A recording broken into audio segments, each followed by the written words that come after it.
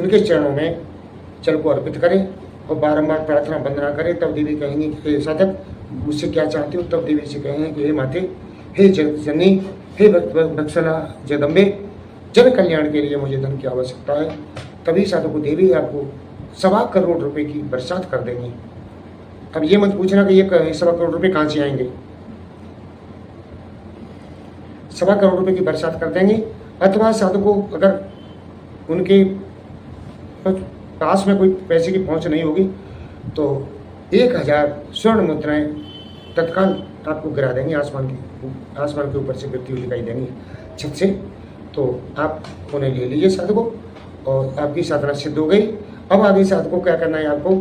गुरु भगवान की जय, श्री कृष्ण की जय, माँ पीताम्बरा की जय। एक बार आपका ये आचार्य महेश शर्मा आपके इस चैनल में आपका हार्दिक अभिनंदन करता है। साधकों मैं ऐसा करता हूँ कि आप अपने परिवार में श्री कृष्ण भगवान की कृपा से कुशल पूर्वक होंगे। ये वैसे तो साधकों सारे वीडियो बहुत ही अच्छे हैं, लेकिन ये साधकों ये वीडियो एक अलग ही टाइप का है, अलग ही सिद्धि है साधकों इसकी। तो ये जो सिद्धि है साधकों प्रमाणित सिद्धि है। और ये सिद्धि जो है आपने सुना होगा कि फलाना आदमी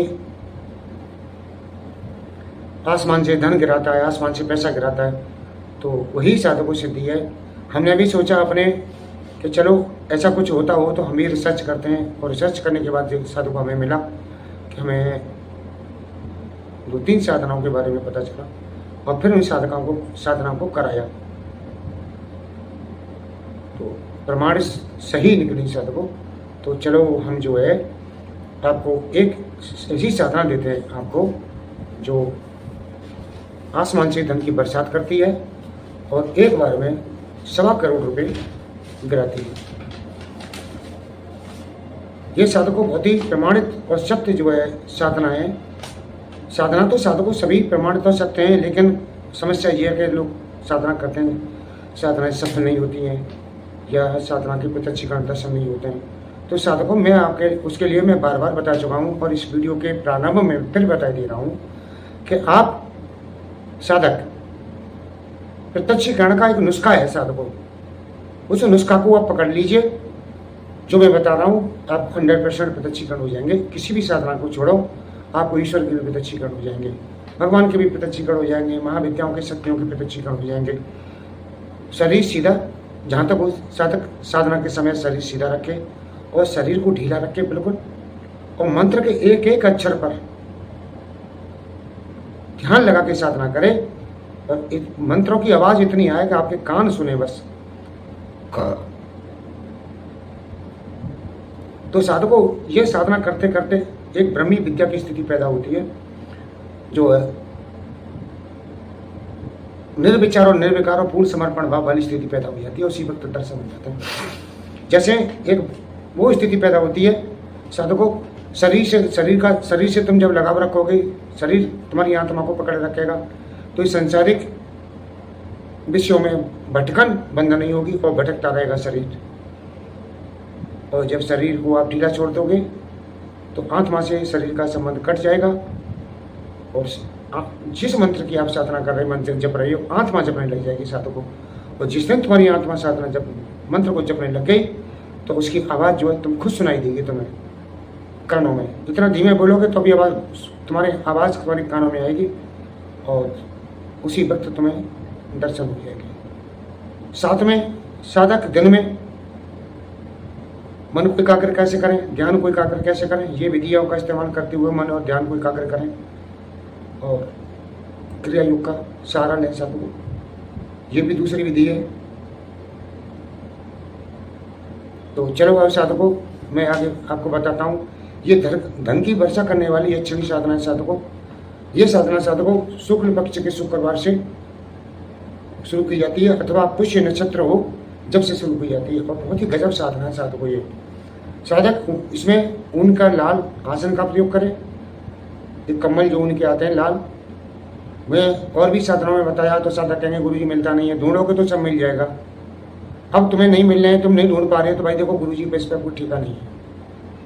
प्रयोग करें और लाल वस्त्र पहने, इसमें लाल ही वस्त्र पहने जाते हैं साधकों को। गूगल की धूप जलाएं, लाल कन्नेर के पुष्पों का प्रयोग करें इसमें। ये साधना साधकों रात के 10 बजे की बात करनी है आपको। 10 बजे आप नहा धो के लाल वस्त्र पहन के बैठ जाइए। आप सामने चौकी बिछा लें, उत्तर की ओर मुँह करें, सामने चौकी बिछाएं और चौकी पर एक लाल 1.25 मीटर कपड़ा बिछा लें और उस चौकी पर एक तांबे का पात्र रखें। उस तांबे के पात्र में एक कच्चा नारियल लाल कपड़े में लपेट के उसे रखें और उस नारियल तांबे के पात्र के नीचे कुछ जौ, एक मुट्ठी, इस तरह से 1 मुट्ठी या 1.25 मुट्ठी जौ रखें। उसके ऊपर वो तांबे का पात्र स्थापित करें। फिर उसकी जो नारियल रखा है उसकी धूप, दीप, नैवेद्य, पुष्प, चंदन, लाल चंदन का प्रयोग करें। इसमें लाल चंदन से अभिषेक करके उसकी पूजा करें और साधकों गाय के घी का इसमें दीपक जलाना है आपको। और जो है गूगल की धूप आती है, गूगल की धूप जलानी है और आपको गूगल की धूप बहुत ज़्यादा नहीं जलानी है, पर थोड़ी सी इतनी सी गूगल की धूप जलानी है, वो जलानी है। ज़्यादा जलाओगे तो पूरे कमरे में धुआं घुटेगा हो जाएगा, जो तुम्हारी नाकों में जाएगा, तुम्हारे अंदर फेफड़ों में चला जाएगा, जिससे तुम्हें खांसी आना शुरू हो जाएगी। तो ये गूगल की धूप जलानी है आपको और आपको जो आचमन करके ये साधना को शुरू करनी है। वही ओम गंग गणपति नमः श्री गुरु जी की एक माला, जो गणपति की एक माला गणेश जी से निवेदन करें कि हे भगवान मेरी साधना को निर्विघ्न संपन्न करें। उसके बाद ओम गुम गुरुवे नमः अपने गुरु जी की स्मरण करते हुए, गुरु जी का ध्यान करते हुए माला करें और उसके बाद मंत्र का संजीवन, जागरण और उत्कीर्ण करें। इससे पहले अगर हो सके श्री कृष्ण भगवान की एक माला कर ले और भगवान श्री कृष्ण से विनती करें कि हे प्रभु करने वाले आप, कराने वाले आप, नहीं तो एक निमित्त मात्र हूँ। तो और अच्छा रहेगा साधकों, क्योंकि उसमें कुछ त्रुटियाँ हो जाती हैं तो उसका जिम्मेदारी तुम्हारे ऊपर पड़ेगी। और इस तरह आप कह देती हो कृष्ण भगवान से कराने वाले हो, करने वाले आप, तो फिर सारी जिम्मेदारी श्री कृष्ण की हो जाती है, क्योंकि आप उन्हीं के ऊपर समर्पण होकर कर रहे हो। तो भगवान श्री कृष्ण ही जाने जो क्या होगा क्या नहीं होगा। और साधकों सच में बता दूं, जब तक श्री कृष्ण की आशीर्वाद, श्री कृष्ण का आपके ऊपर दया दृष्टि नहीं होगी, जब तक आप कोई साधना संपन्न नहीं कर पाओगे। साधक तो साधक धन में कोई भी साधना करे या ना करे, लेकिन तन में हरे कृष्ण हरे रामा ये साधक को लगातार जपता रहे साधक, तो भगवान श्री कृष्ण की भक्ति करता रहे, तो अनंत काल में साधकों से कभी मुक्ति मिलती है और कभी न कभी उससे साधना सफल अवश्य हो जाती है। चाहे आप कोई भी साधना करो, लेकिन भगवान की भक्ति को कभी मत छोड़ो। क्यों साधकों, आपने नहीं देखा है, मैं देख चुका हूँ इस चीज़ों को कि यहाँ बड़ी दयनीय स्थिति है और आप भी देख रही हो। जब ऊपर से देखोगे साधकों तो आपको यहाँ संसार के लोगों की बहुत ही दयनीय स्थिति दिखाई देगी। करोड़ों की संख्या में ये क्रंदन, चीख, रुआ की आवाज़ आती है, उसे दिल दहल जाता है। और ये सब हमारे कर्मों के फल ही हैं साधकों, ये कंडीशन जो हो रही है। कोई भी व्यक्ति दुखी है, क्रंदन है, वो बोल नहीं रहा है, लेकिन उसकी उसका जो है मन जो है क्रंदन कर रहा है, तो आप नहीं देख सकते उसे, लेकिन जो ईश्वर है, जो दिव्य शक्तियाँ हैं, वो उसे देख लेती हैं कि ये रो रहा है और उसकी आवाज़ इस ब्रह्मांड में गूंजती है। दुखी मनुष्य की आवाज़ें, रोने की, क्रंदन की आवाज़ें गूंजती हैं, जिसे आप नहीं देख सकते। जिस तरह जैसे प्रेत आत्माएं रोती हैं, चिल्लाती हैं, बिलखती हैं, उसकी आवाज़ें आप नहीं सुन सकते, लेकिन दिव्य शक्तियाँ उनकी आवाज़ों को सुनती हैं कि वो रो रहे हैं, चीख रहे हैं, चिल्ला रहे हैं। इसी तरह ये सब कंडीशन है। तो साधकों आगे चलें। ये आपको करना है मंत्र का संजीवन जागरण करके साधकों मूल मंत्र की माला करनी है। अब साधकों 1 लाख मंत्र जपने हैं आपको, जब ये सिद्ध होगी आपको। लेकिन आप ये मत समझना 1 लाख जब हो गए तो आपको ये दर्शन दे देगी।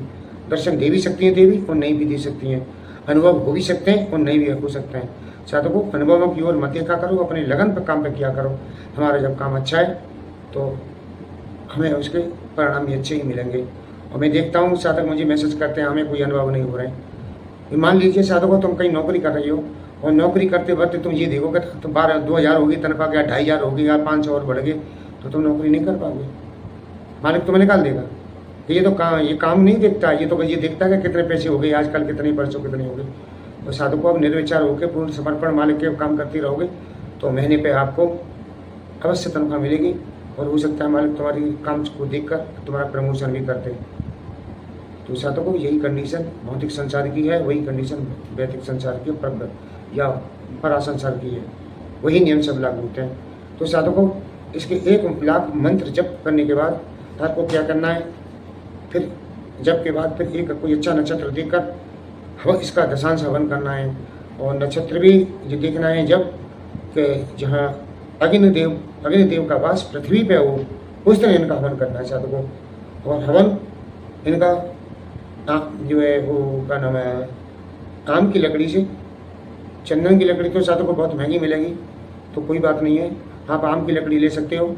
सूखी आम की लकड़ी से हवन करना है। हवन सामग्री में दूध, दही, घी, शक्कर, मेवा, लाल चंदन और लाल कनेर के फूल और कपूर को मिलाकर इन चीज़ों के द्वारा इनका 1000 आहुति देनी है। जो मंत्र है उसकी मूल मंत्र की आहुति देनी है। तो साधकों जब आप हवन कर रहे होंगे तो मैं निश्चित दावा देता हूँ कि देवी जी आपके सामने प्रकट हो जाएंगी, खड़ी हो जाएंगी आकर। ये हुआ है साधकों, मेरे एक साधक ने किया है, ये हुआ है। हवन के वक्त देवी जी आकर उनके सामने खड़ी हो गई। तो साधकों उन्होंने गलती की, तो वो गलती तो मत करना। पहले ही साधकों एक चौकी अथवा आसन रखना। जैसे देवी जी सामने प्रकट हो आप उसे निवेदन करके उनको आसन के सामने आसन देना या चौकी बिछा के रखना। चौकी पे उन्हें स्थापित कर देना, उन्हें बैठा देना आदर के साथ, और हवन करते रहना। मांगना कुछ नहीं साधकों उनसे। उसके बाद 1000 मंत्र से तर्पण करना है साधकों। तर्पण शुद्ध जल, दूध से, शुद्ध जल में दूध और शक्कर मिलाकर तर्पण करना है। और तर्पण जो है मूल मंत्र के पीछे तर्पणयामी लगाना है। और आम का पत्ता लेके इस तरह से उसमें जल में डुबो के तर्पणयामी 1000 दशांश 10,000 का 1000 होता है, ये तर्पणयामी आप इस तरह करना है। इसके बाद साधकों 100 मंत्रों से मार्जन करना है। मार्जन के लिए शुद्ध जल से आम के पत्ते से मार्जन करना है। मूल मंत्र के पीछे साधकों मार्जन यामी लगाना है और ऐसे करके मार्जन अपने सिर पर किया जाता है। तो साधकों ये साधना तुम्हारी पूरी हो जाएगी। माता जी प्रकट हो जाएंगी तुम्हारे सामने, माता जी प्रकट हो जाएंगे तुम्हारे सामने।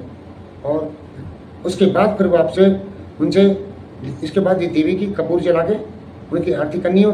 जो भी त्रुटि हो साधकों बार बार क्षमा प्रार्थना मांगनी और आंखों कंठ रुंधे आए, आंखों से आंसू आते हुए रोते हुए उनसे बार बार प्रार्थना मांगनी है। क्योंकि साधकों कोई भी प्रत्यक्षीकरण होता है तो बड़ी मुश्किल से होता है। जब प्रत्यक्षीकरण हो जाता है तो चाहे मान के चलो अब तुम्हारी सफलता के लिए रोना है कि हमें सफलता, खुशी के आंसू मान लीजिए। चाहे तुम्हारा भाग्य जो है जग चुका है उसकी खुशी के में आंसू आने चाहिए। इस तरह से करुणा भक्ति होनी चाहिए।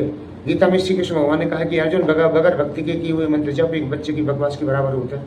तो साधकों तुम जिस इष्ट की उपासना साधना करते हो उनके अंदर भक्ति तो अवश्य होनी चाहिए। और भक्ति न होने के कारण ही आज ये कंडीशन है, सिद्धियाँ सफल नहीं हो रही हैं। एक ये भी कारण है साधकों।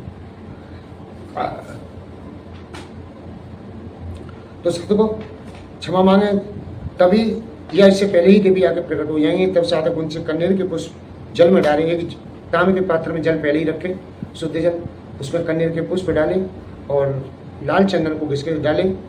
और उसमें जो है वो जो आती है, अरे क्या कहते हैं, केसर को घुस के डालें साधकों। और उन्हें लाल चंदन और इस जल का उन्हें उनके चरणों में जल को अर्पित करें और बारंबार प्रार्थना वंदना करें। तब देवी कहेंगी कि साधक मुझसे क्या चाहते हो। तब देवी से कहेंगे कि हे माते, हे जननी, हे वत्सला जगदम्बे, जन कल्याण के लिए मुझे धन की आवश्यकता है।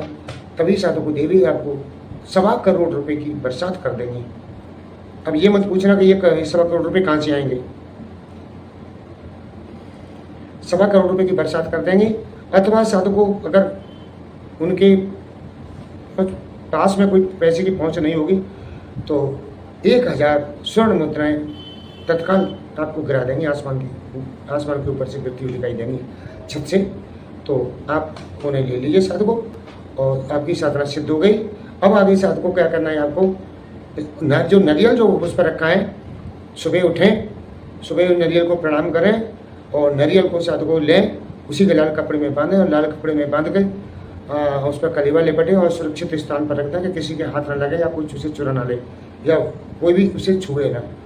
और जो नीचे जौ डाले थे साधकों, और जौ को लेकर चिड़ियों को डाल दें, ये आपकी साधना सफल हो गई। अब दोबारा कोई आपको पैसे की धन की आवश्यकता है और आपको ये कोई काम करना है, पैसा लेना है, तो आप यही प्रक्रिया करेंगे। सामने पूर्व दिशा की ओर बैठेंगे, चलेंगे, आचमन करेंगे, वही साधना जैसे पहले की थी उसी तरह करेंगे और 1000 मंत्र जपेंगे साधकों। तो मैं जानता हूँ साधकों 1000 मंत्र पूरे नहीं होंगे, इससे पहले ही देवी तत्काल आपके सामने प्रकट होंगी आगे, और फिर वही धन की वर्षा, क्योंकि वचन दी गई है आपके लिए धन की 2.25 करोड़ रुपये धन की वर्षा करेंगे। नारियल को वही विधिवत चौकी रख के वही पूजा करनी है, तो 2.25 करोड़ रुपये और या जो है स्वर्ण मुद्राएं की बरसात करके साधकों चली जाएंगी। फिर साधक उसे नारियल को कपड़े में लपेट के अपना सुरक्षित रखते, और जब जब धन की आवश्यकता हो, जब उसी साधकों ले ये जो है प्रयोग को कर सकता है।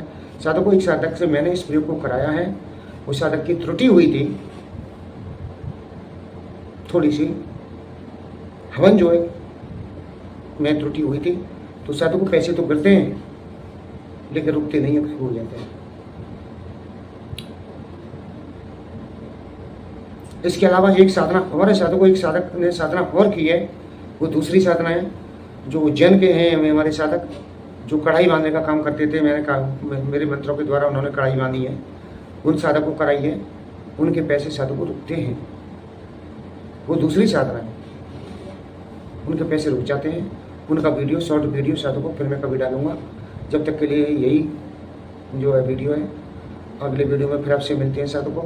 वीडियो जो अच्छा लगा तो कमेंट करके मुझे अवश्य बताएं साधकों, और अगले वीडियो में फिर आपको मिलते हैं। और जब तक के लिए जय श्री कृष्ण, जय राधे, जय राधे, जय माता दी।